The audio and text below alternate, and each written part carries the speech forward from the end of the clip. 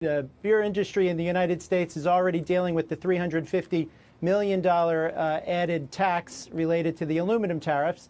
Some in beer are dealing even with the steel tariffs in terms of plant and facilities. And now we have this potential of a new tariff on Mexican imported beer. So, sort of feels like we've given at the office. And we really hope that the Mexican and U.S. governments get together, as the Mexican president said this morning, and try to find a dialogue that averts these taxes 7, 8, 10 days from now.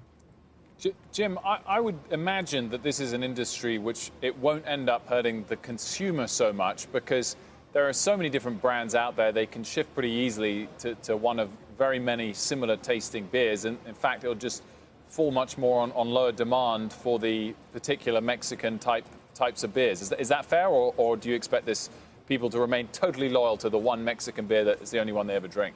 Well, I think people like what they like, and they'll probably stick with that. Although today, really, I'm thinking more about not so much brewery jobs or beer importer jobs, but the barley and hops growers. In 2018, U.S. barley makers exported $210 million worth of barley to Mexico to go into the beers that we all enjoy.